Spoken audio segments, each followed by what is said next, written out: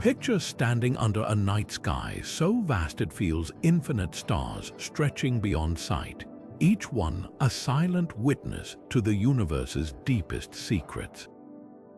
Now imagine, hidden within that cosmic tapestry, signals we can't explain, objects that defy physics, and moments where space and time seem to twist in ways that shouldn't be possible.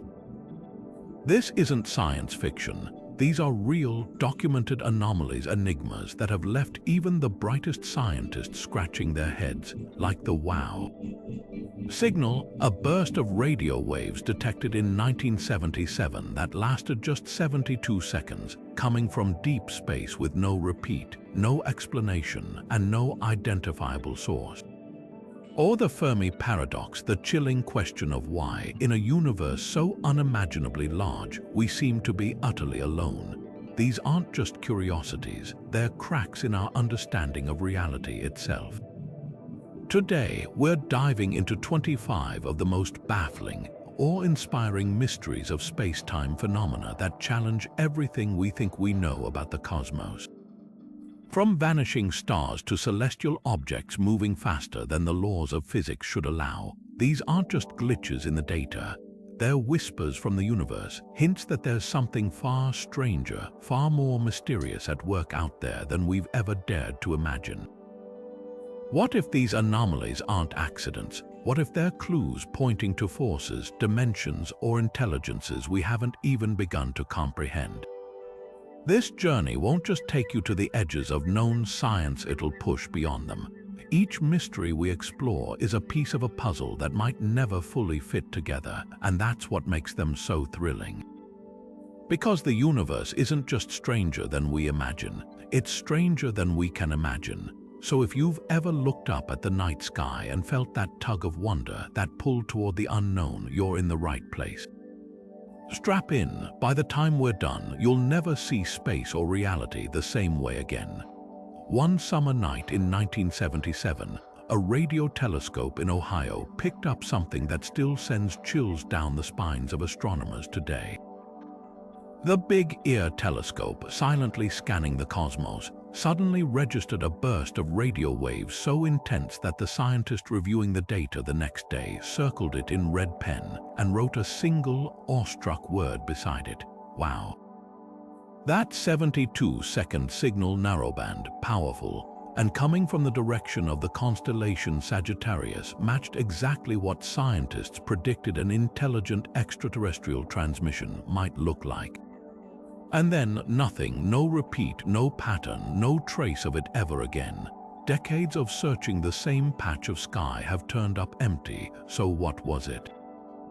The leading natural explanation points to hydrogen clouds or comets, but here's the catch: no known cosmic phenomenon behaves quite like this. The signal was concentrated at 1420 MHz, a frequency where earthly interference is minimal and space is eerily quiet. Then there's the unsettling possibility it was artificial. Not necessarily aliens, though that's the headline grabber, but perhaps a long-lost human satellite or a once-in-a-millennium celestial event we simply don't understand yet. What makes the WOW signal so haunting isn't just its mystery, but its perfection. It was too clean, too precise, like a cosmic flare gun shot directly at us before the shooter vanished without a trace. The original printout, with its scribbled exclamation, has become a relic of scientific frustration. Every proposed explanation unravels under scrutiny. Comets, none were in the area at the time. A glitch, the signal structure was textbook perfect for an artificial broadcast. Even today, with telescopes far more advanced than Big Ear, we've never heard anything like it again. It's as if the universe handed us a single, tantalizing puzzle piece, then hid the rest of the box. Whether it's proof we're not alone or just a bizarre cosmic coincidence, one thing's certain: that 72 seconds rewrote the boundaries of what we thought was possible. And the question it leaves behind lingers like static in the dark. What if we missed the call? The universe is unimaginably vast, trillions of stars, each potentially hosting planets, with billions of those likely sitting in the so-called Goldilocks zone. where conditions might be just right for life.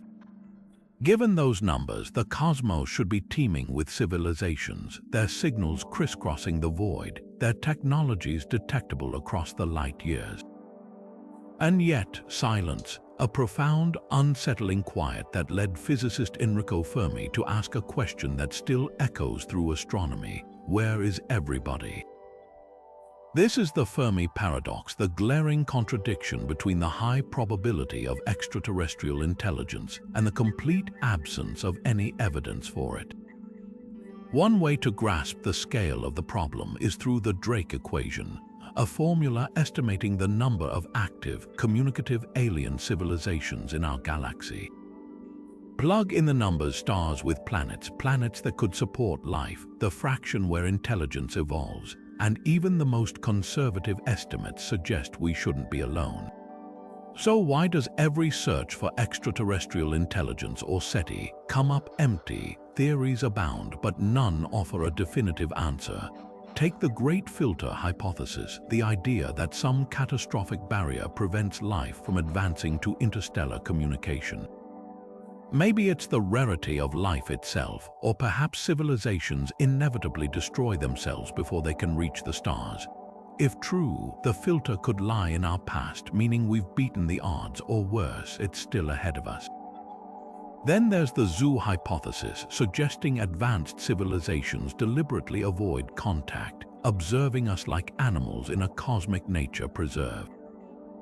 Or the darker possibility, that interstellar travel is simply too energy-intensive, trapping civilizations on their home worlds until they fade into oblivion. But maybe the answer is simpler. Radio waves, our primary method of listening for aliens, might be as outdated to advanced societies as smoke signals are to us. Or perhaps life is so fundamentally different elsewhere that we wouldn't recognize it even if it was signaling us directly. The more we search, the deeper the paradox grows, turning Fermi's question into a mirror. It forces us to confront not just the mysteries of the cosmos, but our own place in it. Are we the first, the last, or is the universe keeping its secrets for a reason we can't yet fathom? Every silent radio telescope, every uncharted exoplanet adds another layer to the puzzle. And while we may not have answers, the search itself rewrites what it means to be human, to stare into the void and dare to ask, are we really alone?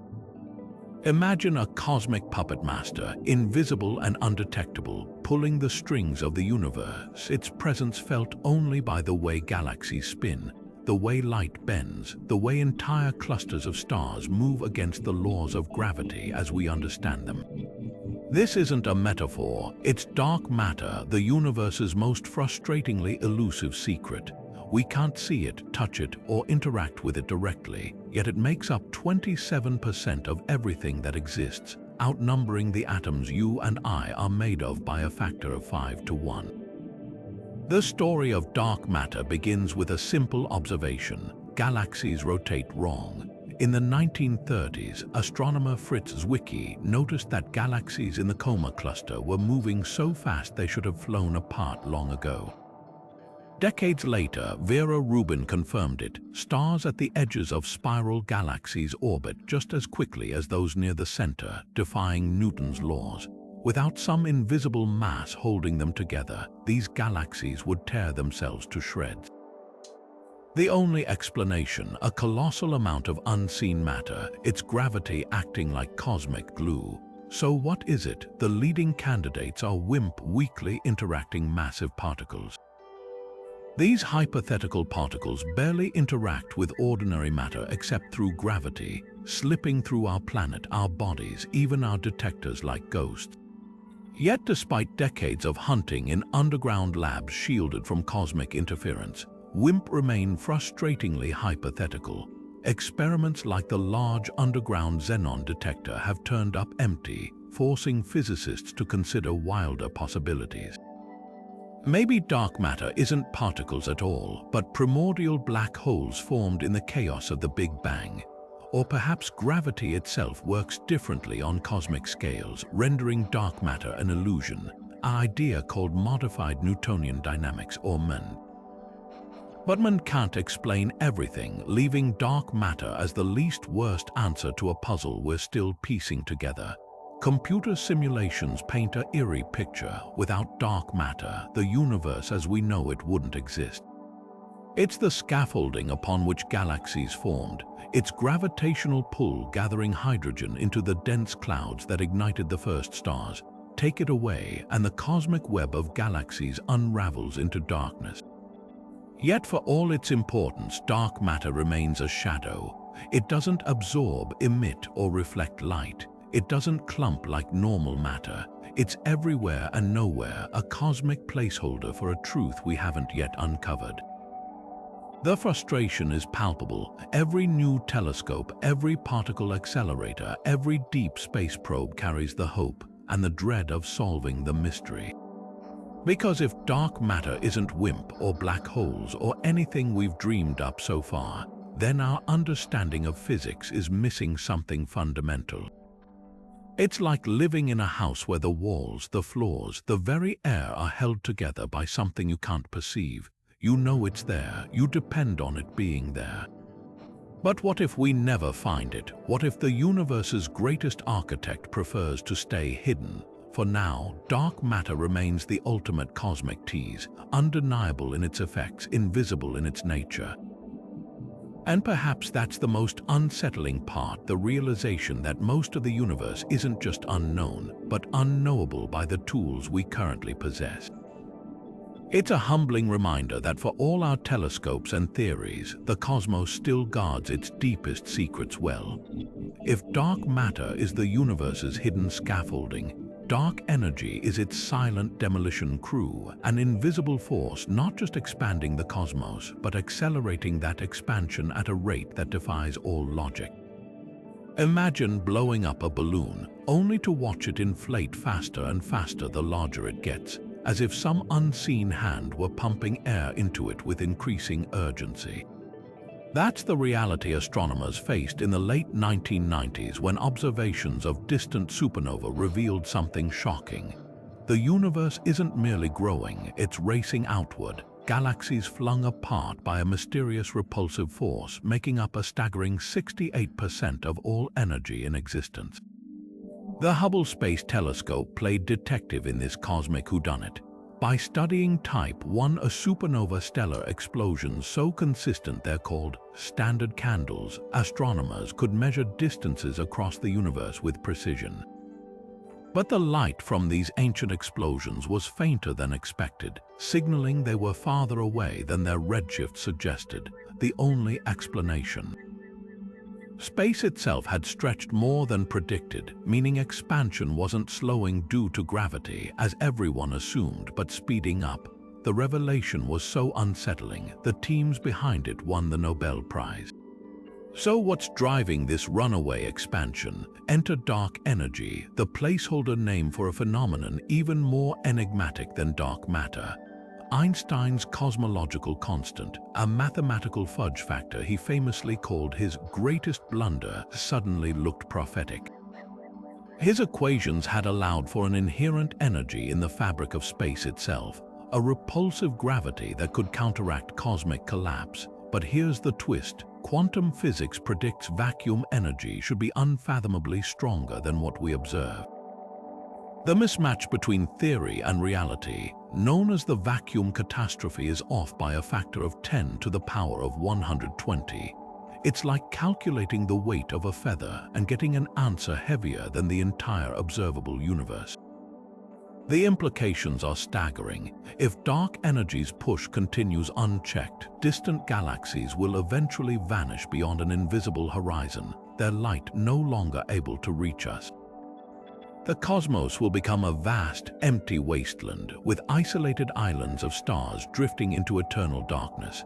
Some theories suggest dark energy might evolve over time, perhaps even flipping to become an all-crushing force in a Big Rip scenario.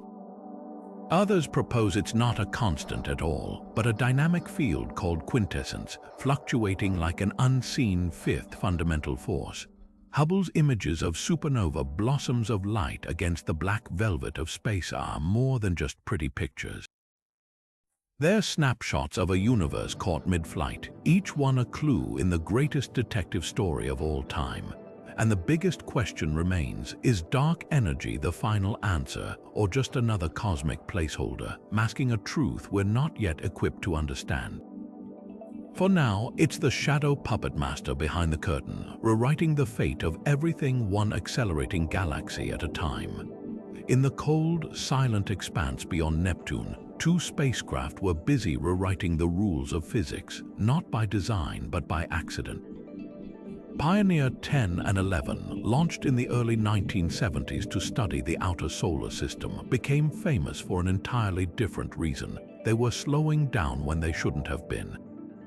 As they hurtled toward interstellar space, tracking data revealed a tiny but persistent anomaly, a deceleration of about 300 billionths of a meter per second squared, as if an invisible hand were tugging them backward toward the sun. For decades, this Pioneer anomaly stumped scientists, sparking wild theories from undiscovered planets to flaws in Einstein's relativity. The culprit, it turned out, was hiding in plain sight: heat. These spacecraft weren't just silent explorers, they were also warm, emitting infrared radiation from their nuclear power sources. As that heat radiated unevenly off their dish-shaped antennae, it created a subtle but measurable push, thermal photons acting like microscopic kicks, slowing the probes down. Imagine blowing on a toy sailboat across a pond. The force is faint, but over enough distance it adds up. Detailed thermal models and heat maps of the Pioneers finally confirmed this explanation in 2012, closing one of the longest-running mysteries in spaceflight history. But here's the twist: while thermal radiation explains most of the anomaly, some researchers argue it doesn't account for all of it. The deceleration was ever so slightly stronger than the heat models predicted, leaving a sliver of uncertainty. Could there be another, stranger force at play? Some have speculated about exotic physics, dark matter interactions, or even minute variations in the gravitational constant, though no evidence has emerged. The Pioneers' trajectories remain a masterclass in how even the tiniest overlooked detail can ripple into a decades-long puzzle. What makes this anomaly so fascinating isn't just the solution, but the hunt itself. It's a reminder that space missions never truly end. They become cosmic experiments, testing our understanding of the universe in ways we never anticipated. Every measurement, every glitch is a whisper from the void, a clue waiting to be decoded. And while most of the Pioneer anomaly's secrets have been cracked, that lingering uncertainty keeps the door open just a crack, inviting us to wonder, what else might be out there, nudging at the edges of our knowledge?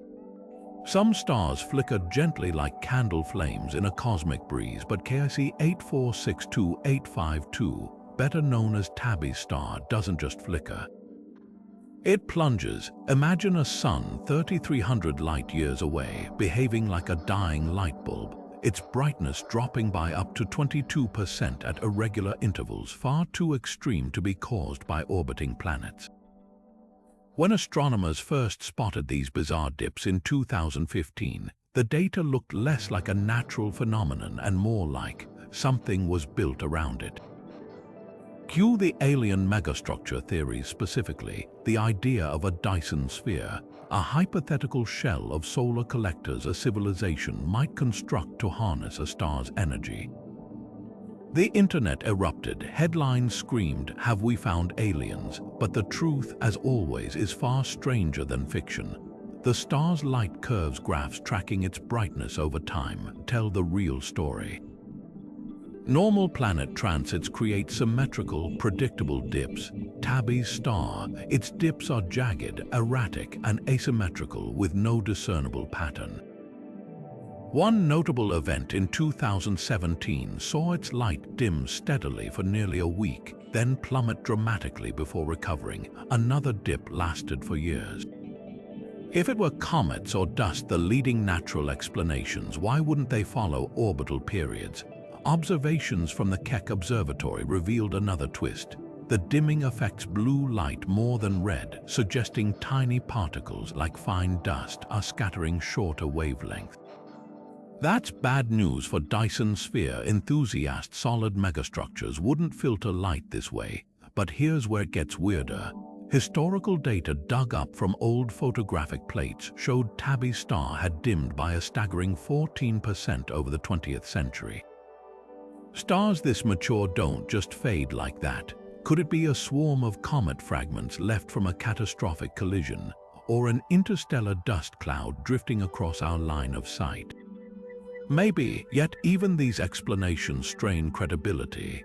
The comet scenario would require hundreds of thousands of giant comets, far more than any known system contains. And dust clouds don't usually linger so precisely around one star without dispersing. Then there's the star itself, slightly larger and hotter than our Sun. It's also surrounded by an unusual infrared glow, something you'd expect from warm debris, but conspicuously absent if a Dyson sphere were soaking up its energy. The SETI Institute even trained its radio telescopes on the star, listening for artificial signals. Silence, yet for all the dead ends, Tabby's star refuses to fade into obscurity. New studies suggest its dimming might be caused by uneven dust rings, or perhaps a monstrously large planet with shattered moons creating a chaotic debris field. Some astronomers even float the idea of intrinsic stellar variability, though no known type of star behaves quite like this. What makes Tabby's star so mesmerizing isn't just the mystery, but what it represents, a cosmic Rorschach test. For a brief, thrilling moment, humanity dared to hope we'd glimpsed evidence of intelligence beyond Earth. Instead, we found something perhaps more valuable, a reminder that the universe is packed with phenomena we haven't even begun to categorize. Every flicker of that distant sun is a message in a bottle waiting to be decoded, and whether the answer is dust, comets, or something no one's dreamed up yet, one thing's certain: the galaxy just got a whole lot more interesting. The moment astronomers spotted Oumuamua hurtling through our solar system in 2017, they knew it was different, not just another space rock. This was the first confirmed visitor from beyond our star. But nothing about it made sense. First, its shape, long and flat, like a cosmic pancake tumbling end over end, unlike any asteroid or comet we've ever seen. Then there was its speed, too fast to be tied to the sun's gravity, and most baffling of all, its acceleration. As it slingshotted past the sun, instead of slowing predictably, it sped up slightly, as if propelled by an unseen force. For comets, that kind of kick usually comes from outgassing sun-heated ice boiling off into space, creating a visible tail. But Oumuamua had no tail, no detectable gas or dust. Telescopes trained on it found no water, no carbon dioxide, nothing. So what was pushing it? Harvard astrophysicist Avi Loeb floated a provocative idea. Maybe it wasn't natural at all. The acceleration matched what you'd expect from a light sail, an artificial structure pushed by starlight.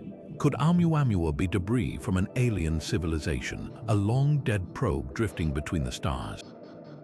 The suggestion sent media into a frenzy, but most scientists weren't convinced. The universe tends to defy sensational explanations, but that doesn't mean Oumuamua wasn't revolutionary in its own right. If not aliens, then what? One leading theory suggests Oumuamua was a hydrogen iceberg, a chunk of frozen molecular hydrogen so cold and pristine it survived its journey between stars. Hydrogen ice would explain the acceleration as sunlight vaporized it, releasing invisible gas, and the lack of a tail. Hydrogen is too faint to detect at those distances. But even this elegant solution has holes. Hydrogen ice should be rare in the interstellar void, and it's unclear how such a fragile object wouldn't have disintegrated under the sun's heat. Then there's the mystery of its origin. Oumuamua's trajectory suggests it came from the general direction of Vega, but tracing its path back millions of years is near impossible. Was it ejected from a young star system, flung into the abyss by gravitational chaos? Or is it a fragment of a shattered super-Earth, a relic from a violent cosmic collision? The more we learn, the more Oumuamua upends expectations. Most solar system models assume interstellar visitors should resemble comets, icy, dusty, trailing gas. Oumuamua was dry, rocky, and eerily streamlined. If it's a typical interstellar object, then our understanding of how planetary systems form and eject material is woefully incomplete. Artist depictions of Oumuamua only deepen the intrigue. Some renderings show a cigar-shaped object, dark red from eons of cosmic radiation. Others imagine a flattened disk, its edges worn smooth by micrometeorite impacts over millions of years. But these are guesses. By the time we spotted it, Oumuamua was already racing away, too distant for detailed images. Its brief visit left us with more questions than answers, a single blurry day to point in the vastness of space. Perhaps the most unsettling possibility is that Oumuamua wasn't unusual at all, that the cosmos is teeming with such objects, and we've only just begun to notice. New telescopes like the Vera Rubin Observatory will soon scan the skies for more interstellar interlopers. Each one could rewrite the textbooks, proving Oumuamua was no fluke, but a glimpse into a hidden population of cosmic nomads. Whether it was a hydrogen iceberg, a shard of a distant world, or something even stranger, one thing's certain: our solar system is no longer an island. The galaxy has begun to knock on our door, and we're only just learning how to listen. The universe is supposed to be random, no preferred direction, no cosmic up or down. Yet when scientists mapped the afterglow of the Big Bang, they found something that shouldn't be there: a spine-chilling alignment between our solar system and the very fabric of the cosmos itself. They called it the axis of evil.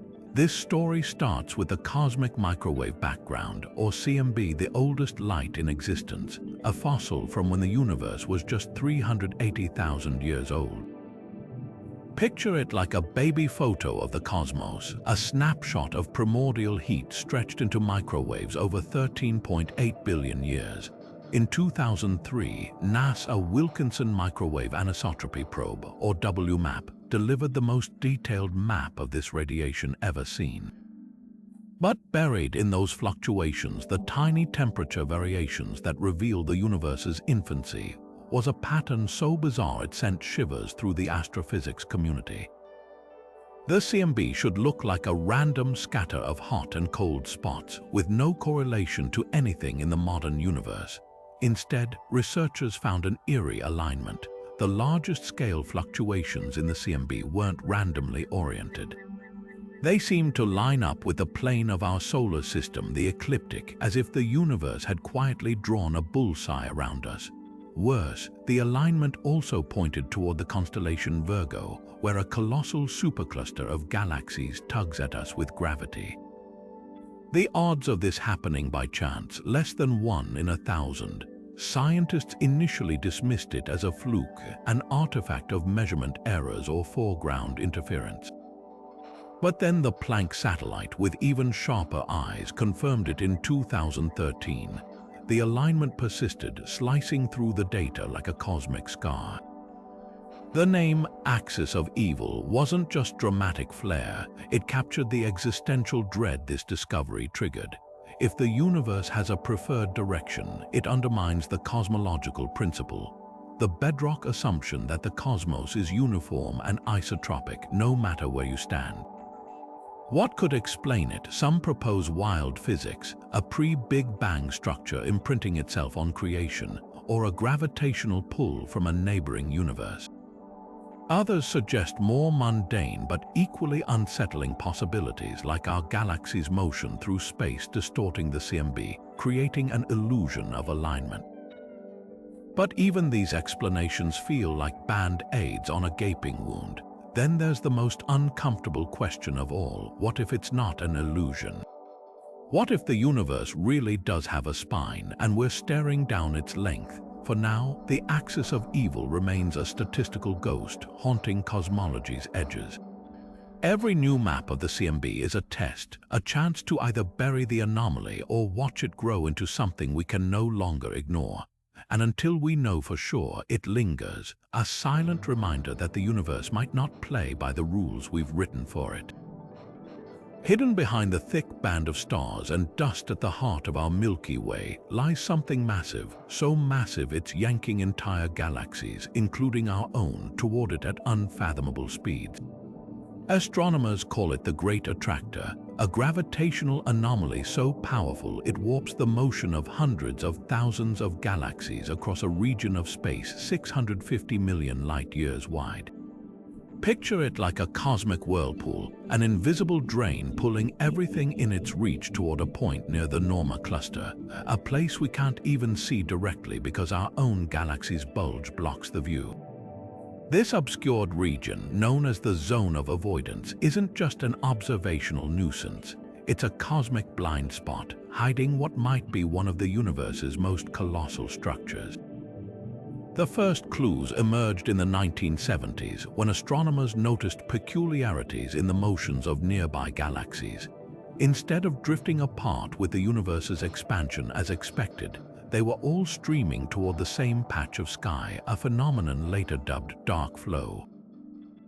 By the 1980s, redshift surveys confirmed it. Galaxies weren't just moving, they were racing, some at speeds exceeding 2 million miles per hour. The only explanation, a gravitational anchor lurking behind the Milky Way's central dust clouds, with a mass equivalent to tens of thousands of Milky Ways crammed into a space just a few 100 million light-years across. But here's the twist: the Great Attractor might not be the end of the story. Even its immense gravity seems insufficient to account for the full scale of the dark flow. Enter the Shapley supercluster, a gargantuan assembly of galaxies over 650 million light-years away, boasting a mass 10,000 times that of the Milky Way. Some scientists argue Shapley's pull is the real mastermind behind the dark flow, with the Great Attractor merely a waypoint in this cosmic tug-of-war. Others propose an even wilder idea, that both are part of a vast, interconnected web of dark matter filaments, a hidden architecture guiding the universe's large-scale motion. Peering through the zone of avoidance remains a formidable challenge. Optical telescopes are useless against the Milky Way's interstellar fog, but X-ray and radio surveys have begun piercing the veil. The Norma cluster, once thought to be the Great Attractor's core, now appears to be just one piece of a larger puzzle, a dense knot of galaxies called the Laniakea supercluster, which includes our own local group. Mapping these structures is like trying to reconstruct a city's skyline while standing in a narrow alley. We catch glimpses, but the full grandeur remains frustratingly out of sight. Future missions like the Square Kilometer Array radio telescope could finally unmask the Great Attractor's secrets, cutting through the cosmic noise to reveal what's truly pulling the strings. Until then, it stands as a humbling reminder, even in an age of space telescopes and supercomputers, some of the universe's grandest designs remain just beyond our grasp. And perhaps that's the most thrilling part, knowing that somewhere behind the Milky Way's glittering curtain, the cosmos is orchestrating a motion far grander than we've yet imagined. In the vast silence between stars, where radio telescopes listen for whispers of the cosmos, there exists a phenomenon so brief and so powerful it defies comprehension: fast radio bursts, or FRB. These are not your average cosmic signals. They're millisecond flashes of radio waves, some unleashing more energy in a single burst than the sun does in 80 years. And then, just as suddenly as they appear, they vanish, leaving behind a trail of static and a mountain of questions. Take FRB 121102, the first repeating fast radio burst ever detected. Unlike one-off FRBs, which flare up and disappear forever, this one near a dwarf galaxy 3 billion light-years away has been firing off bursts like clockwork since 2012. The pattern isn't random. There are periods of silence followed by frantic activity, like a cosmic Morse code operator with terrible aim.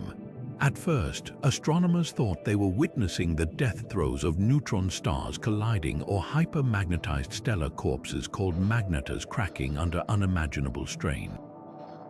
But repeating FRBs, that changes the game. Collisions are one-time events, they don't repeat. Then there's the sheer energy involved. Some FRBs are so intense they've been detected through the Earth itself, their signals piercing the planet from one side to the other. Imagine a burst so powerful it could outshine an entire galaxy for that split second, then vanish without a trace. The leading natural explanation points to magnetars, neutron stars with magnetic fields a quadrillion times stronger than Earth. Picture a magnetar's crust snapping under that stress, releasing a shockwave of energy that ripples across the cosmos as an FRB.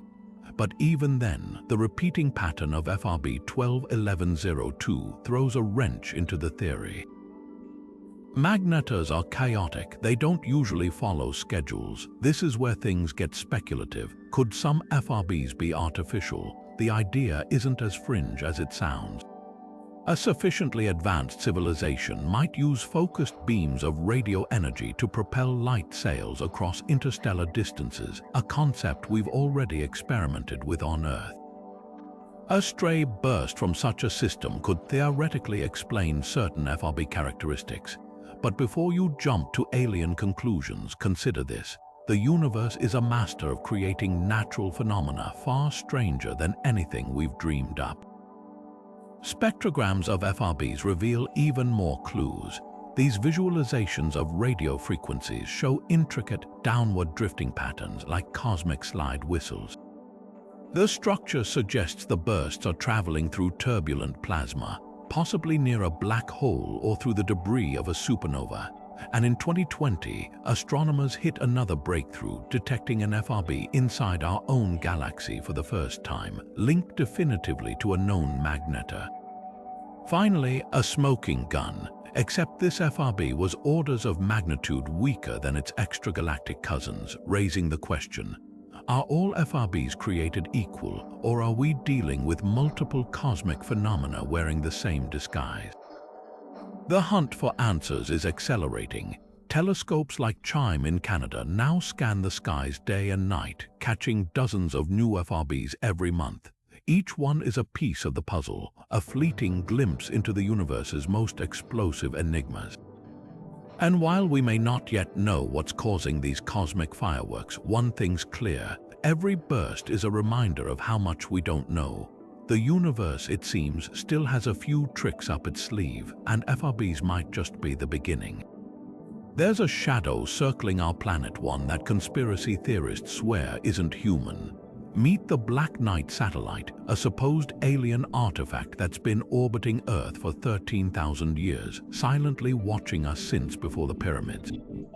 Stories claim it's a relic of an ancient extraterrestrial civilization, broadcasting signals we can't decode, its origins lost to prehistory. The reality: a tangled web of misidentified space junk, Cold War paranoia, and one very persistent internet legend.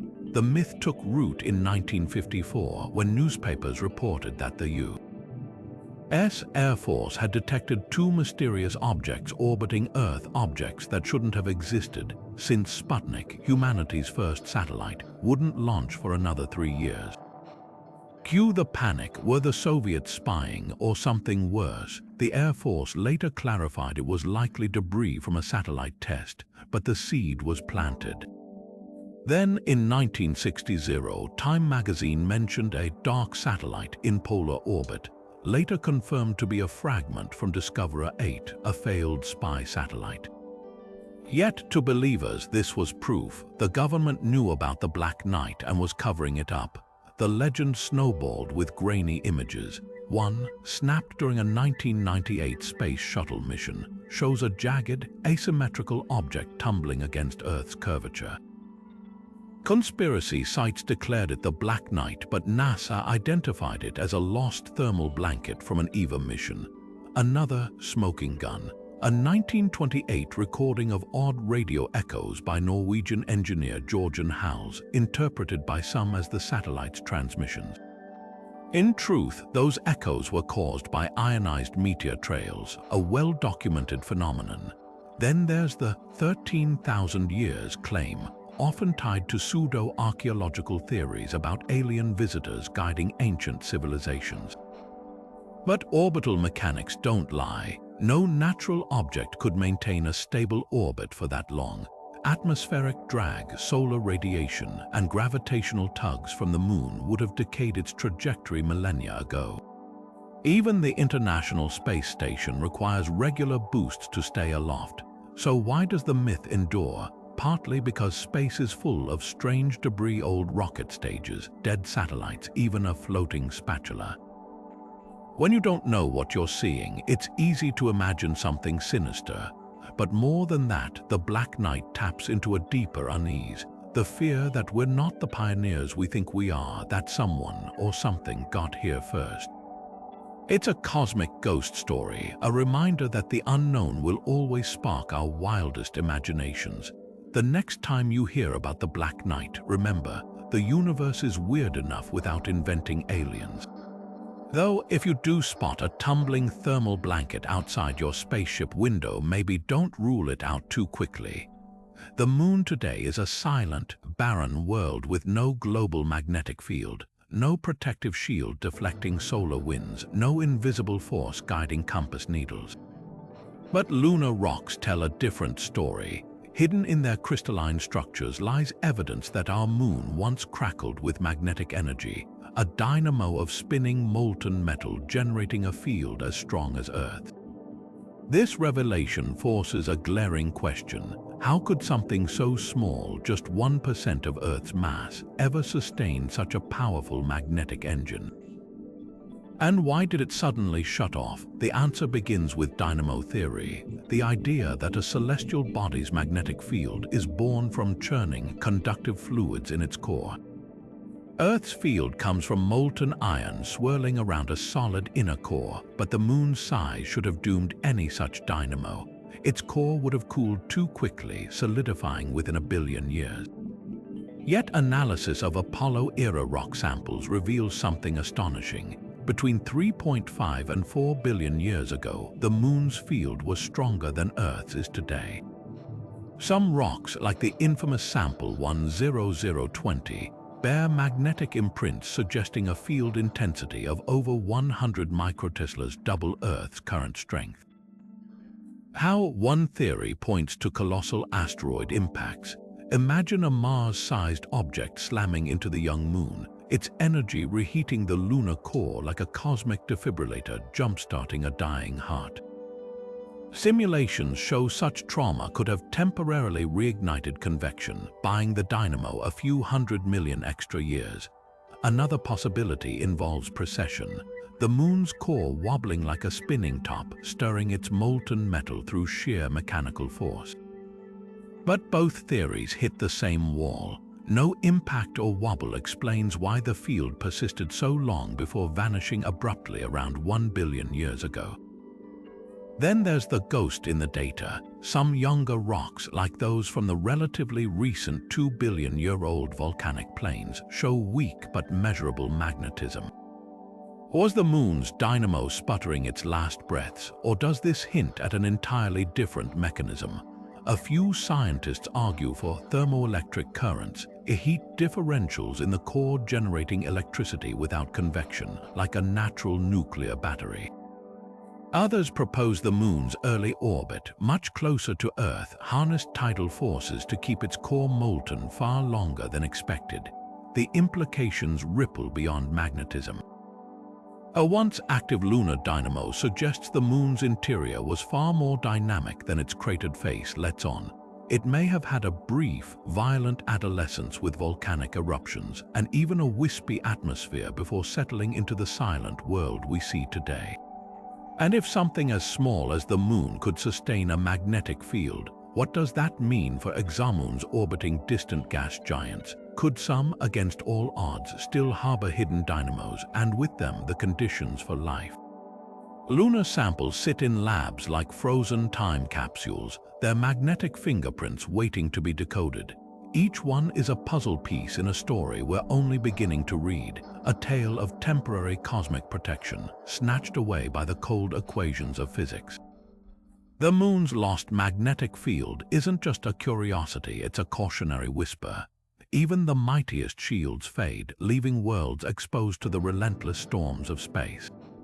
Saturn's North Pole hides a secret so geometrically perfect it seems sculpted by an unseen hand, a colossal hexagon, stretching 25,000 kilometers wide, with sides longer than Earth's diameter. This isn't some fleeting cloud formation. It's a planetary-scale hurricane raging for decades, possibly centuries, its six-sided shape defying every expectation of how fluids behave in nature. When the Voyager probes first glimpsed it in the 1980s, scientists assumed it was a temporary oddity. Then Cassini arrived in 2004, staring down Saturn's pole with high-resolution cameras. And there it was, unchanged, a near-perfect hexagon etched into the atmosphere like a cosmic honeycomb. The physics behind this structure bends the mind. On Earth, storms spin chaotically, their shapes dictated by turbulence. But Saturn's hexagon is different, its edges razor-sharp, its rotation synchronized to the planet's 10-hour and 39-minute day like a gear in a celestial clock. Fluid dynamicists have spent years simulating its behavior, and the leading theory points to something called beta drift. Imagine jet streams, rivers of air wrapping around Saturn's pole. At certain latitudes, the planet's rotation creates shear forces that could theoretically stabilize a polygonal pattern. But here's the catch. No model fully explains why it's a hexagon specifically, or why it's so freakishly stable. Laboratory experiments with spinning water tanks have managed to create temporary polygons, but none persist for more than a few rotations. Saturn's hexagon has outlasted every attempt to replicate it. Cassini's infrared eyes revealed even stranger details. At the hexagon's center sits a spiraling vortex, a funnel of gas plunging deep into Saturn's atmosphere like a drain in a cosmic bathtub. The walls of the hexagon tower nearly 100 kilometers high, with winds screaming at 320 meters per second, 4 times faster than Earth's strongest hurricanes. Yet despite this violence, the structure remains eerily intact, its corners locked in place as if pinned by invisible threads.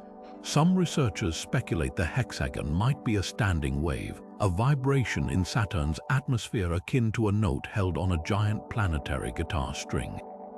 Others wonder if it's a visual echo of deeper processes, like convection cells rising from the planet's liquid metallic hydrogen interior, perhaps the most unsettling part. We'll never get another close-up look. Cassini's mission ended in 2017 when it plunged into Saturn's atmosphere, leaving the hexagon's secrets unresolved. Future missions might study it remotely, but nothing will match the years of data Cassini beamed back images of the hexagon shifting color with Saturn's seasons, its blue winter hue fading to golden summer as sunlight returned to the pole. Those snapshots are more than just pretty pictures, they're frames in a movie we've barely begun to watch. For now, the hexagon remains a testament to nature's ability to outpace our imagination. It's a reminder that even in our own solar system, the ordinary rules don't always apply. Somewhere above Saturn's clouds, a storm rages in a shape that shouldn't exist, and whether it's fluid dynamics pushed to extremes or something even stranger, one thing's certain: the universe still holds geometry we've yet to decode. At the heart of our galaxy, where stars crowd so thickly they blur into golden smudges, there's a glow that shouldn't exist, a persistent pulse of gamma rays radiating from the Milky Way's core with no obvious source. Scientists call it the galactic center excess, and it's one of the most tantalizing cosmic puzzles of our time. Picture it like a fog of high-energy light, stretching thousands of light years, invisible to human eyes but blazing brightly in the data from NASA's Fermi Gamma-Ray Space Telescope. At first glance, it looks like the signature of dark matter annihilations, the moment when two invisible particles collide and obliterate each other in a flash of radiation. But the truth, as always, is far messier and far more interesting. The dark matter explanation is seductively simple. If dark matter particles are their own antimatter counterparts, they'd annihilate on contact, releasing gamma rays. The Milky Way's core, with its dense concentration of dark matter, would be the perfect place to spot this phenomenon. Simulations show the excess's distribution matches what you'd expect from certain dark matter models, particularly weakly interacting massive particles, or WIMP, with masses around 30 to 40 gigaelectronvolts. It's a neat package except for one inconvenient truth: pulsars. Scattered throughout the galactic center are thousands of these spinning neutron stars, the ultra-dense corpses of dead suns, emitting beams of radiation like cosmic lighthouses.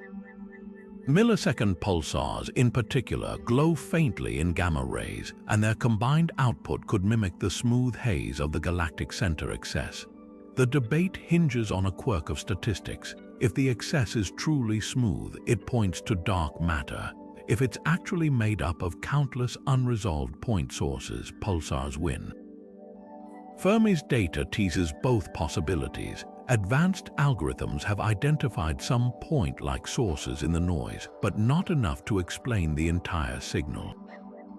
It's like trying to count fireflies in a fog. Are those distant pinpricks of light, or just swirls in the mist? The plot thickened in 2018 when astronomers spotted a similar gamma-ray excess coming from the dwarf galaxy Reticulum 2, a dark matter-rich environment with almost no pulsars.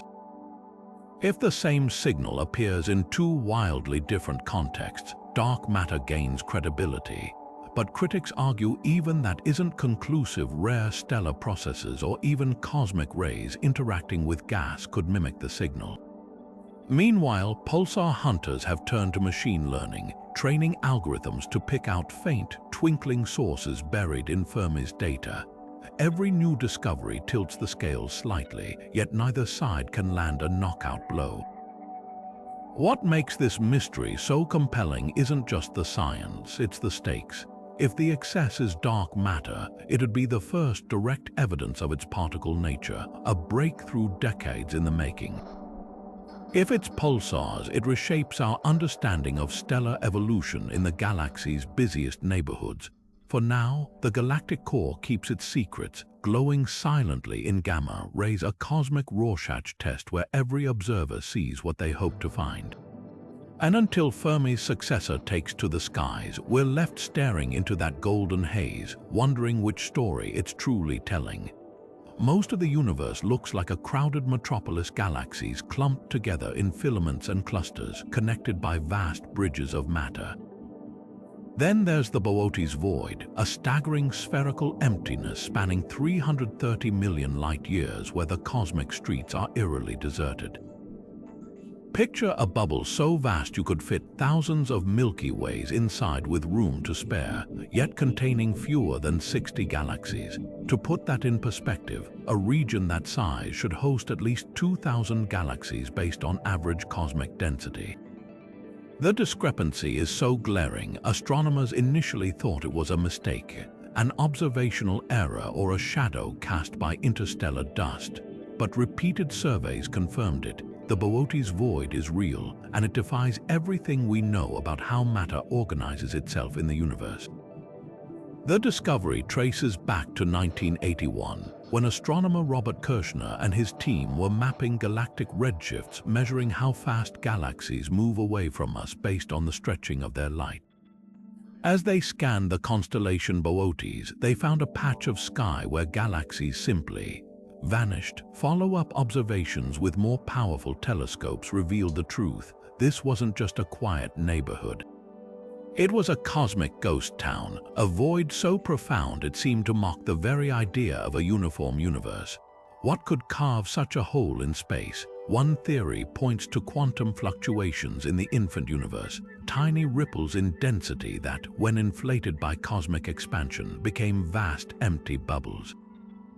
Another suggests the void is the scar of a cataclysmic collision between our universe and another in the multiverse, a pocket of space-time literally scraped clean by the encounter.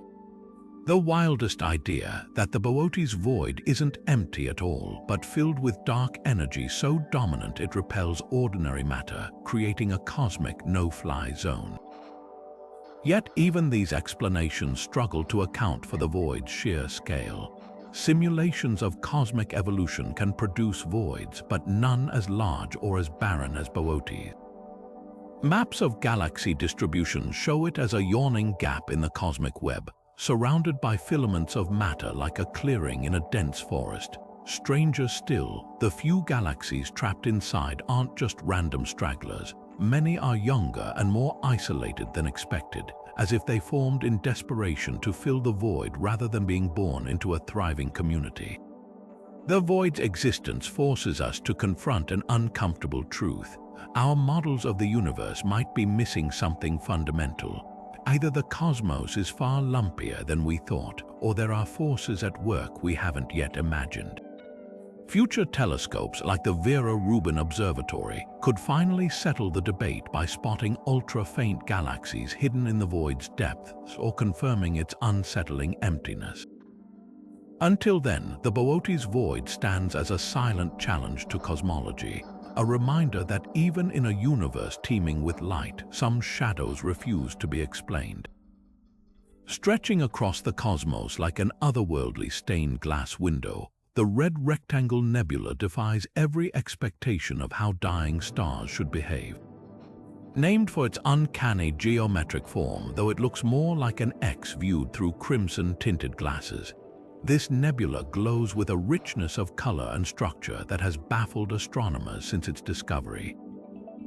At its heart lies HD 44179, a binary star system where one aging sun sheds its outer layers in what should be a messy, chaotic death throes. Instead, the expelled gas and dust have arranged themselves into near-perfect conical shapes, stacked base to base like two cosmic megaphones blasting light into space. Hubble's sharp eye captured the nebula's eerie symmetry in unprecedented detail, lanes of dust so evenly spaced they resemble the rungs of a ladder, all backlit by a deep ruby glow. But the real mystery lies in the light itself. When passed through a spectrograph, the nebula's emissions reveal spectral lines that don't match any known chemical compound. Dubbed extended red emission, this unidentified radiation has been detected in other cosmic structures, but never with such intensity. Some theorize it comes from complex carbon-based molecules forming under conditions we've yet to replicate, while others suggest it's the fingerprint of an entirely new type of interstellar chemistry. Then there's the polarization. The red rectangle's light doesn't just stream outward, it spirals, its electromagnetic waves aligned in a way that suggests powerful magnetic fields or some as yet undiscovered scattering mechanism. Imagine light passing through a celestial prism that not only bends it but twists it into an orderly corkscrew. This polarization is strongest along the nebula's geometric rungs, hinting at a hidden architecture guiding the dying star's outflow. Stranger still, the central star system is a study in contradictions. The primary star is a post-AGB object, a sun in its final act, having burned through its hydrogen and helium and now fusing heavier elements in fits and starts. Its companion, meanwhile, remains shrouded in mystery, though its gravitational influence is clearly shaping the nebula's improbable geometry. Some models suggest the companion's orbit funnels ejected material into those precise conical outflows, like a cosmic pastry chef piping gas into perfect shapes. But no simulation fully explains the red rectangle's razor-sharp edges, or why its dust lanes remain so rigidly structured across light years of space. Every new observation deepens the enigma. Infrared scans reveal vast rings of icy debris far beyond the visible structure, relics of earlier mass loss episodes now glowing with frozen hydrocarbons. Radio telescopes detect faint whispers of polycyclic aromatic hydrocarbons, or PAH, the building blocks of soot woven through the nebula like threads in a tapestry. And lurking in the data is an even more tantalizing possibility: that the red rectangle isn't just a dying star's farewell, but a stellar nursery in reverse, its unique chemistry seeding space with organic molecules ripe for future planets. What makes this nebula so compelling isn't just its beauty, it's the way it upends our assumptions. Stars aren't supposed to die with such precision, and space isn't supposed to organize itself into geometry textbooks. Yet there it glows, a crimson enigma whispering that even in death, the universe reserves the right to surprise us. The red rectangle doesn't just challenge our understanding of stellar evolution, it dares us to reconsider what's possible when a star runs out of time. Most galaxies are messy spirals with tangled arms, ellipticals blobby with ancient stars, or irregulars splashed across the void like spilled paint. Then there's Hoag's object, a cosmic bullseye so perfect it looks photoshopped. Named after astronomer Arthur Hoag, who stumbled upon it in 1950, this galaxy floats 300 million light-years away in the constellation Serpens, defying every expectation of galactic evolution. At its heart lies a golden sphere of aging stars, dense and nearly spherical.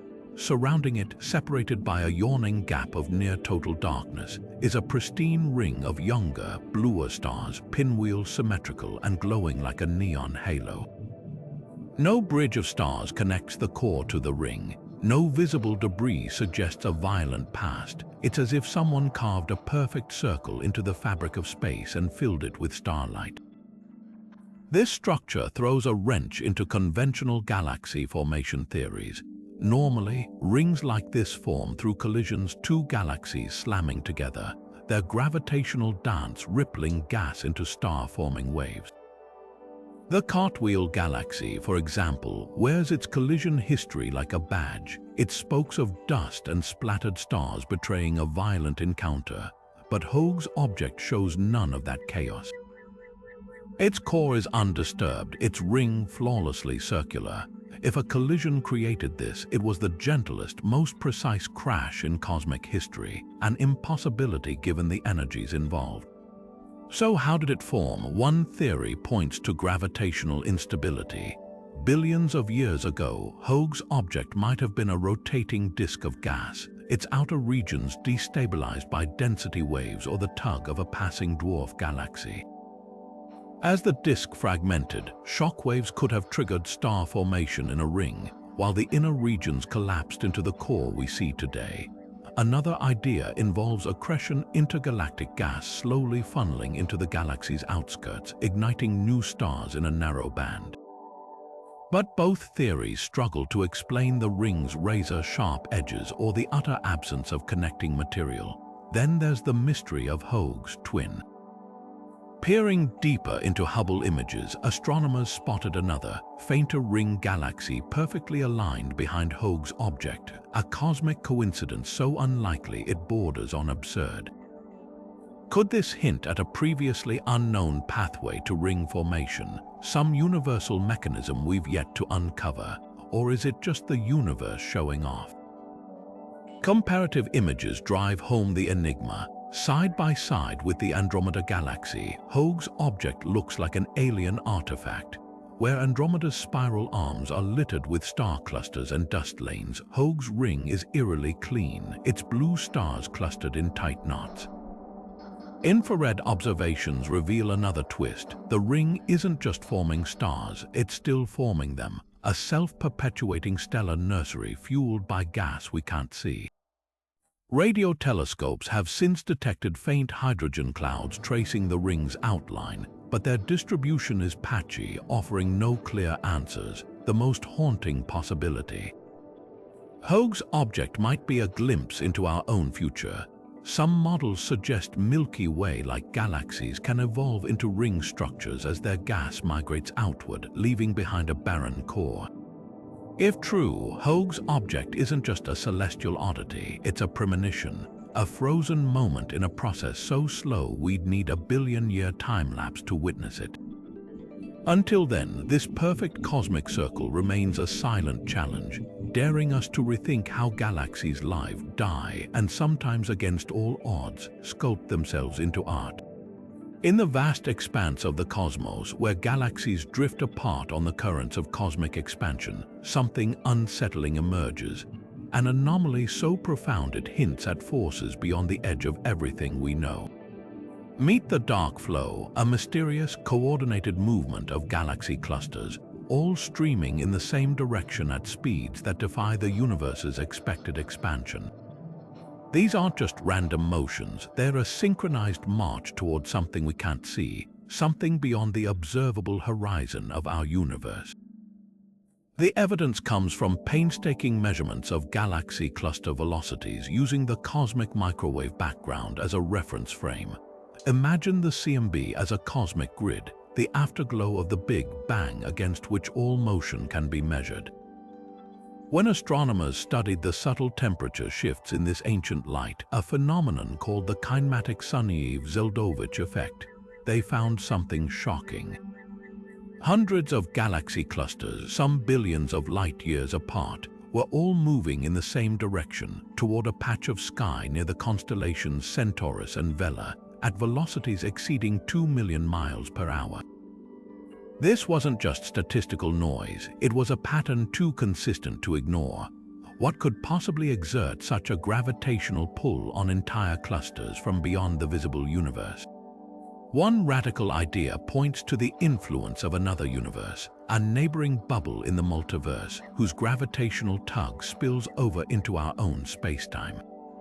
Picture two soap bubbles pressed lightly together. Even if they never pop, the membrane between them might ripple enough to transmit forces. In this scenario, the dark flow could be our first indirect evidence of a cosmos beyond our own, a place where the rules of physics might be entirely alien. But not everyone's convinced. Skeptics argue the dark flow might be an artifact of incomplete data or systematic errors in how we measure cluster motions. Others propose less exotic explanations, like residual effects from the universe's violent infancy, primordial gravitational waves, or density fluctuations left over from inflation, warping spacetime on scales we're only beginning to map. The debate hinges on a key question: is the dark flow a real phenomenon or just a cosmic mirage born from the limits of our instruments? The implications are staggering. If the dark flow is real and driven by something outside our universe, it rewrites the textbook definition of cosmology. No longer is our observable universe an isolated island. It's part of a vast, interconnected archipelago of realities, each with its own physics, its own history. Even if the explanation is more mundane, say, a colossal superstructure lurking just beyond our observational reach, the sheer scale of such an object challenges our understanding of how matter clumps together across cosmic time. Maps of the flow's velocity vectors paint an eerie picture, arrows all pointing like compass needles toward some unseen north. Future missions, like the European Space Agency's Euclid telescope, could settle the debate by mapping galaxy motions with unprecedented precision.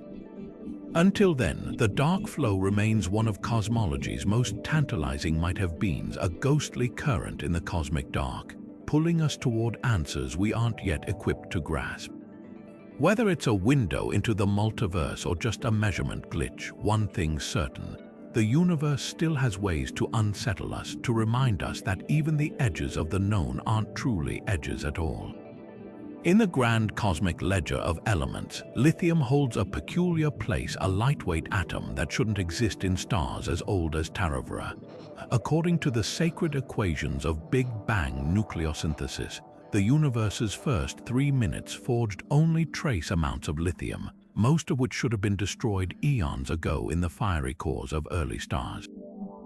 Yet there it is, etched into the spectra of ancient stars like Taravera, its spectral lines glaring brighter than theory allows. This isn't just a minor accounting error, it's a full-blown cosmic rebellion, a lithium surplus that forces us to rewrite the life cycle of stars and perhaps even the early universe itself. Spectrographs tell the tale. When starlight passes through a prism, it fractures into rainbow bands interrupted by dark lines, each one a barcode revealing the star's chemical makeup. For Taravera, an orange-hued giant born when the Milky Way was still a fledgling galaxy, the lithium line at 670.8 nanometers blazes with unexpected intensity. Younger stars forged from interstellar gas enriched by supernova, often show higher lithium, but Taravra's generation should have burned through theirs billions of years ago. The Big Bang produced lithium-7, but models predict stars like this should retain only 1% of their original stash. Taravra, meanwhile, flaunts 10 times that. So where's the extra lithium coming from? One clue lies in stellar conveyor belts. Unlike Sun-like stars, where surface material mixes sluggishly with the core, red giants like Taravra experience dredge-up's violent currents that drag lithium from deeper layers where it's freshly minted. The culprit, cosmic alchemy involving beryllium. When helium nuclei slam into heavier atoms in a star's upper layers, they create unstable beryllium-7, which decays into lithium-7 within days. But this process alone can't explain Taravra's overstock. Some astronomers point to stellar cannibalism. If Taravra once devoured a lithium-rich planet or brown dwarf, those elements would now shimmer in its outer layers. Others suggest nova white dwarfs igniting companion stars' gas could seed the galaxy with lithium like cosmic sprinklers. Then there's the nuclear wildcard, spallation. High-energy cosmic rays hurtling through space at near light speeds can shatter heavier atoms like oxygen and carbon into lithium fragments when they collide with interstellar gas. These shattered bits might later be incorporated into newborn stars, artificially inflating their lithium counts. But Taravra's primordial pedigree complicates this theory. It formed before the Milky Way's disk had enough heavy elements for spallation to matter. Graphs comparing lithium abundances across stellar generations paint a frustrating picture. Younger stars, expected to be lithium-rich, often show depleted levels due to convective zone mixing, while ancient stars like Taravra flout expectations with their surpluses. It's as if the universe played a prank, flipping the script on stellar evolution. The Keck Observatory's deep spectra reveal even weirder outliers, stars with lithium levels fluctuating unpredictably over decades, hinting at dynamic processes we've yet to grasp. Perhaps the biggest twist, Taravra's lithium problem might not be Taravra's fault at all. Revised Big Bang models incorporating exotic physics like varying fundamental constants or primordial magnetic fields could tweak the universe's initial lithium yield. Or maybe lithium hides in stellar atmospheres in ways our spectrographs misread, its lines amplified by turbulent gas we can't yet model. Every new observation adds another layer to the mystery, a reminder that stars, especially the old, quiet ones, still guard secrets written in light we're only beginning to decode. What makes Taravra's lithium so mesmerizing isn't just the scientific headache it causes, but what it represents, a ghostly fingerprint from the universe's first minutes, preserved against all odds in the atmosphere of a star that's witnessed cosmic history unfold. It's a celestial paradox, a whisper from the dawn of time saying, "You think you know me, think again." Every structure in the observable universe, from the tiniest asteroid to the grandest supercluster, is supposed to follow an unspoken rule, a cosmic uniformity known as the cosmological principle.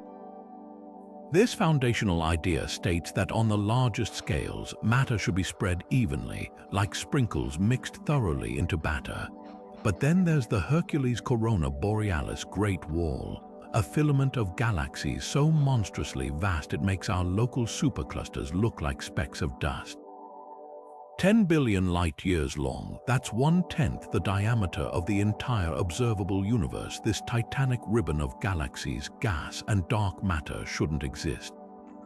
Yet there it is, etched across the sky like a crack in reality itself, forcing us to confront a terrifying possibility. What if the universe isn't as uniform as we thought? The discovery came in 2013 when astronomers mapping gamma-ray bursts, the universe's most violent explosions, noticed an eerie pattern. These bursts, which trace the distribution of matter across cosmic time, clustered along an unfathomably long arc stretching from the constellations Hercules to Corona Borealis. Follow-up observations confirmed it. This wasn't a random alignment. It was a gargantuan structure, a thread of galaxy clusters and voids woven together by gravity, its sheer scale violating every model of cosmic homogeneity. For context, if the Milky Way were a grain of sand, the Hercules Corona Borealis Great Wall would be the length of 5,000 football fields. Three-dimensional maps of large-scale structure reveal the true audacity of this anomaly. Most galaxy filaments resemble tangled spiderwebs, but the Great Wall is a bridge, an almost linear behemoth whose existence throws the cosmological principle into crisis. According to Einstein's theories, nothing should be able to grow this large within the age of the universe.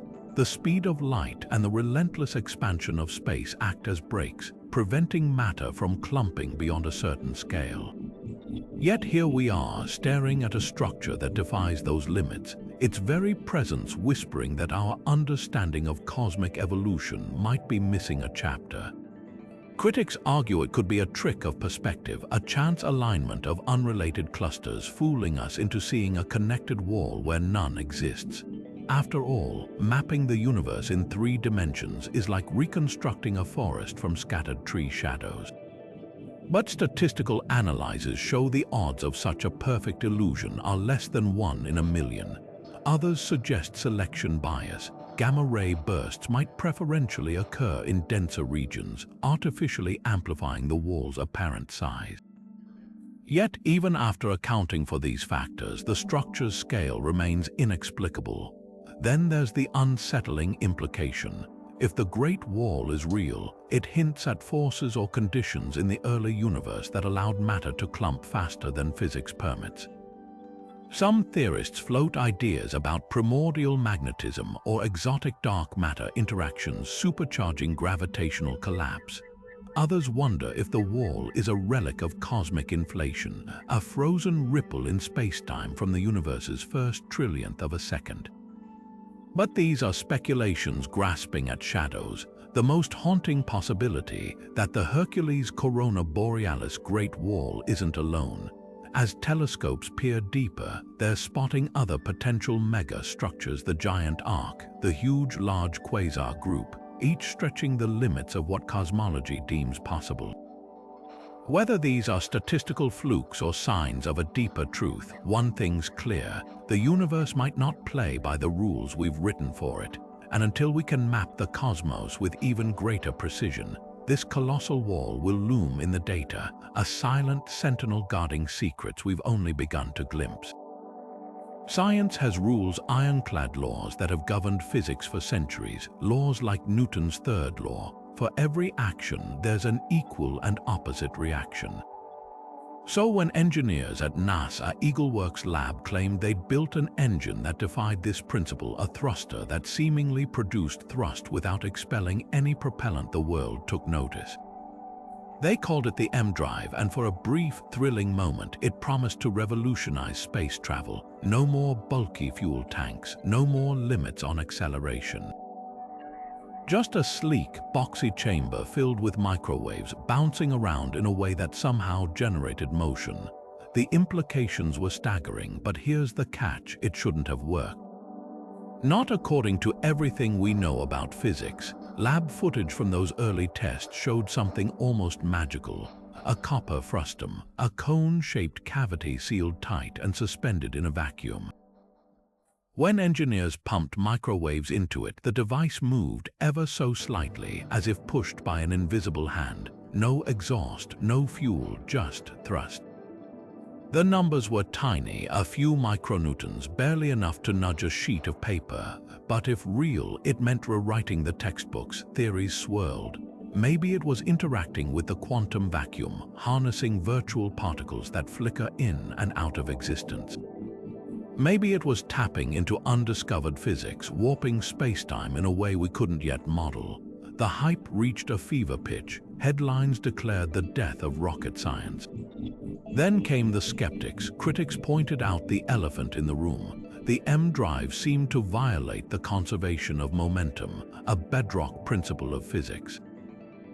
If it wasn't pushing against anything, how was it moving? Some argued the measured thrust was just experimental noise, thermal expansion, magnetic interference, or vibrations in the test rig. Others noted that closed systems like the M drive can't produce net thrust without some external interaction. It'd be like sitting inside a car and trying to move it by pushing on the steering wheel. The most damning blow came from rigorous replication attempts. Teams in Germany, China, and the US built their own M drives, controlling for every possible error. The results inconsistent. Some saw tiny thrust, others saw nothing. The few positive results hovered right at the edge of detectability, often within the margin of error. Then, in 2021, a team at Dresden University ran the most precise test yet, isolating the device from even the faintest external forces. Their conclusion: the thrust was likely just the engine heating the air around it, creating subtle currents that mimicked movement. What makes the M drive saga so fascinating isn't just the science, it's the psychology. We wanted it to be real. The idea of a fuel-free engine taps into something deep, the dream of breaking free from the tyranny of physics, of conquering the stars without the messy constraints of reality. And that's why, even as the evidence piles up against it, the M drive refuses to die. Online forums still buzz with DIY builders convinced they've cracked the code. A few papers still trickle in, proposing exotic explanations, but science isn't about what we want to be true. It's about what the evidence says, and for now, the evidence points to a hard truth. The M drive is almost certainly an illusion, a cautionary tale about the seductive power of impossible dreams. Yet, in a strange way, its failure is just as valuable as success would have been. It reminds us that even in an age of miracles, the universe still has rules, and sometimes the most thrilling discoveries aren't the ones that break them, but the ones that force us to understand them better. The cosmic microwave background should be a sea of gentle ripples, tiny variations in temperature left over from the Big Bang's afterglow. But nestled within that ancient light lies something chilling, literally. Spanning nearly 1.8 billion light-years across, the so-called cold spot is an anomaly so vast and so frigid it defies easy explanation. This isn't just a slightly cooler patch of the universe's baby picture. It's a yawning cosmic bruise, a region where the microwave background radiation dips dramatically, as if something colossal sucked the heat out of space-time itself.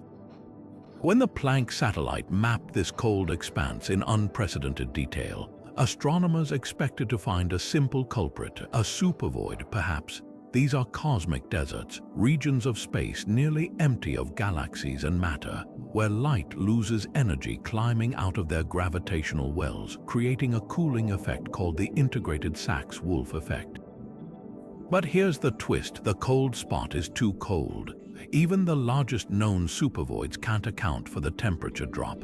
Simulations show such a void would need to be unimaginably vast, far larger than anything our surveys have detected.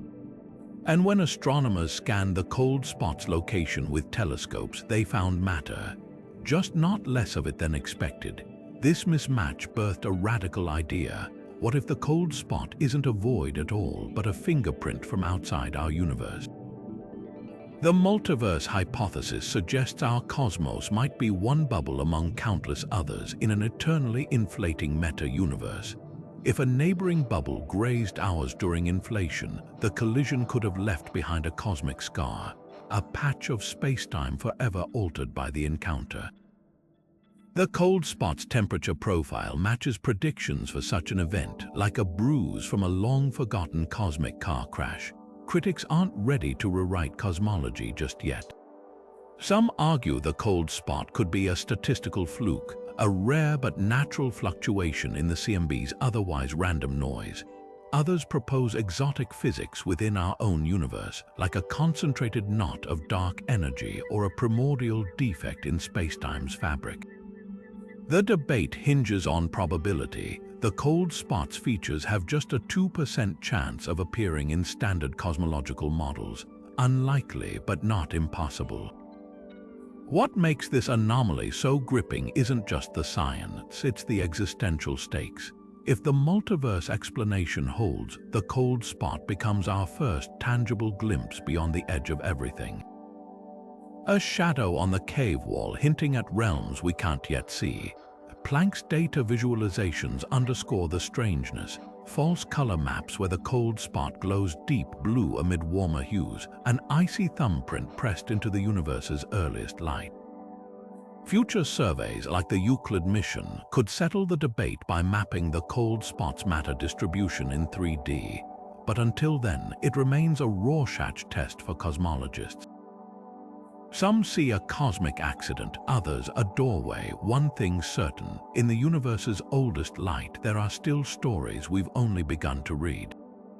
Venus should be a slow, sedate world, its surface so sluggish it takes 243 Earth days to complete a single rotation. But high above its scorching plains, something impossible happens.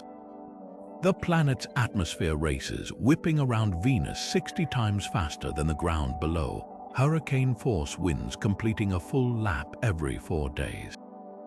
This isn't just a breeze, it's a planet-sized atmospheric conveyor belt, a phenomenon so extreme scientists call it superrotation, and decades of probes still can't fully explain what's powering it. The first clues came from early radar observations in the 1960s. As Earth-based telescopes pierced Venus's thick clouds, they detected something bizarre. The upper atmosphere's Doppler shift didn't match the surface rotation. By the time NASA Pioneer Venus orbiter arrived in 1978, the data was undeniable. At an altitude of 70 kilometers, winds howled at 360 kilometers per hour, dragging clouds in a perpetual loop around the planet. Later missions like Venus Express and Japan's Akatsuki probe captured stunning animations of this frenzy time lapses, showing Venus's atmosphere swirling like cream stirred into coffee, while the surface below barely moved. So what's driving this atmospheric sprint? The prime suspect is solar heating. Venus, closer to the sun and blanketed in greenhouse gases, absorbs immense amounts of energy. Temperature differences between day and night sides create colossal pressure gradients, fueling winds that might kickstart superrotation. But here's the catch. Basic fluid dynamics says friction should eventually sink the atmosphere with the surface. For the winds to stay this fast, something must be continuously injecting momentum into the system.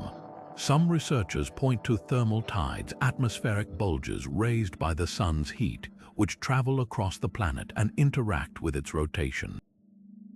Others propose gravity waves generated when air flows over Venus's mountainous terrain, pumping energy upward like ocean waves crashing on a shore. Then there's the mystery of momentum transfer. Earth's weather systems are messy, with turbulence distributing energy unevenly. Venus, by contrast, seems to funnel its atmospheric momentum upward, concentrating it in that high-speed upper layer.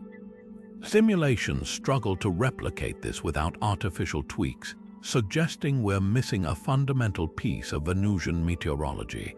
Some models hint at a feedback loop involving sulfuric acid clouds, which absorb solar UV light and heat unevenly, creating self-sustaining wind patterns. Others speculate about a previously unknown interaction between Venus's ionosphere and its atmospheric currents, an electrical component to the engine. Akatsuki's infrared cameras recently added another wrinkle: giant, bow-shaped stationary waves stretching 10,000 kilometers across the planet's upper atmosphere, anchored over mountain ranges. These gravity gradients might act like atmospheric pistons, helping channel energy into the superrotation. But if so, why don't similar waves exist on Earth or Mars? The answer might lie in Venus's sheer atmospheric density, a crushing 92 times Earth's surface pressure, which could amplify otherwise minor effects into planet-wide phenomena. What makes superrotation so mesmerizing isn't just the physics.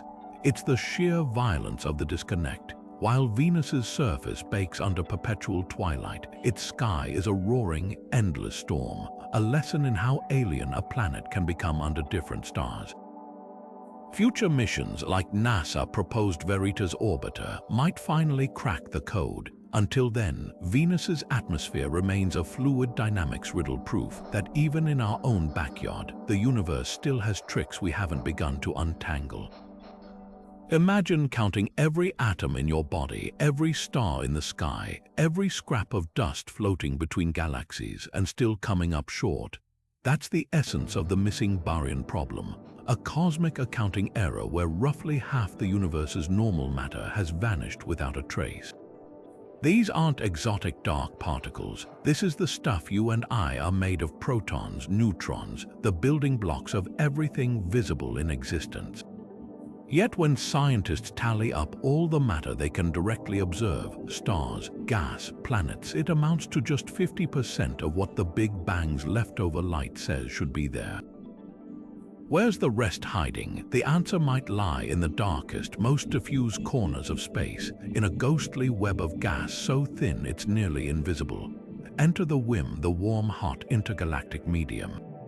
Picture this: vast filaments of superheated gas, strung between galaxies like threads of cosmic spider silk, with temperatures ranging from 100,000 to 10 million degrees.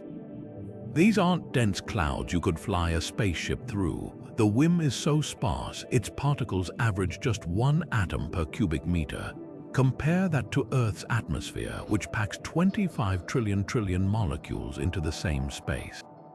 Detecting something that faint is like trying to spot a single lit match in a desert the size of a continent. But astronomers have tricks. When distant quasars, brilliant beacons powered by supermassive black holes, shine their light through the cosmic web, the WIM leaves fingerprints. Ultraviolet and X-ray telescopes catch subtle dips in the quasar spectrum, corresponding to elements like oxygen and nitrogen absorbing specific wavelengths. It's how you'd find smoke by the shadow it casts against a spotlight.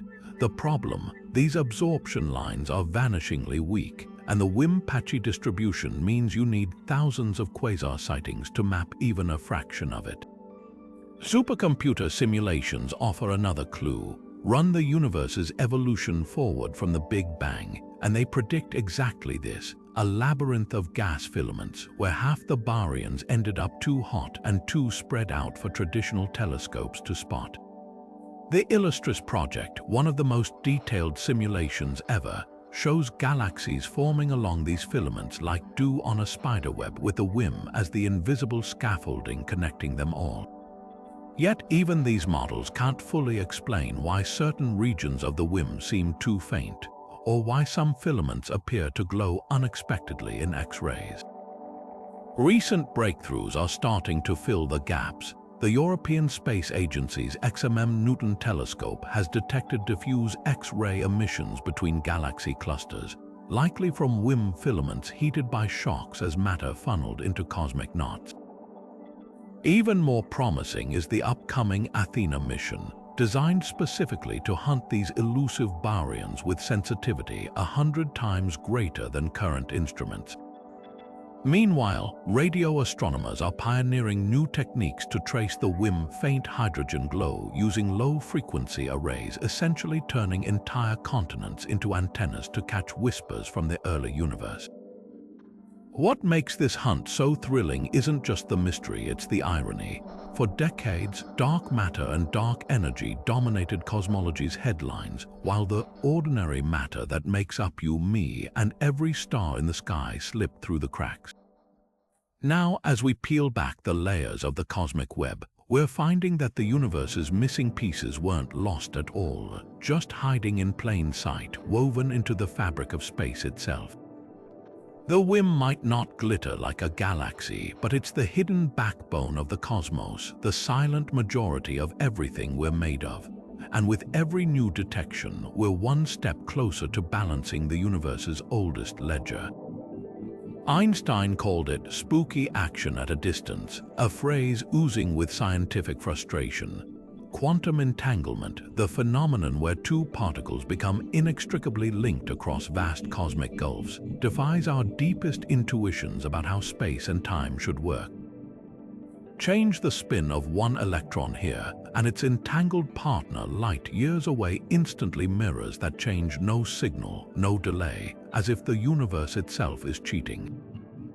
For decades, this seemed like a mathematical quirk. Then came the 2022 Nobel Prize-winning experiments, proving entanglement isn't just theoretical. It's real, and it might be the universe's most brazen violation of locality. The idea that objects can't influence each other faster than light can travel between them. Picture two coins flipped simultaneously on opposite sides of the galaxy. Classically, they'd land randomly, but entangled coins would always match heads with heads, tails with tails, no matter the distance. The kicker, this correlation happens instantly, appearing to bypass spacetime's speed limit. Experiments by Elaine Aspect, John Clauser, and Anton Zeilinger slammed the door on hidden variables, confirming that entangled particles don't secretly agree on outcomes beforehand. Their states remain truly undecided until measurement, forcing us to confront a bizarre truth. The universe is this strange, but how? One radical explanation twists spacetime itself into the answer. Recent theoretical work suggests entanglement might create microscopic wormholes, Einstein-Rosen bridges threading through the fabric of reality. These aren't the sci-fi tunnels for interstellar travel, but geometric shortcuts where quantum information slips through unseen. Simulations at Caltech and Harvard show entangled black holes connected by such bridges, hinting that entanglement and spacetime might be two sides of the same cosmic coin. Suddenly, spooky action isn't action at all, just a shadow of deeper geometry we're only beginning to grasp. Lab footage makes the abstract viscerally eerie. In quantum optics experiments, lasers split photons into pairs, sending them racing down fiber optic cables kilometers apart.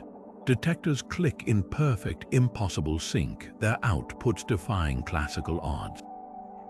Graph the data, and the correlations form crisp, clean lines no local theory can replicate.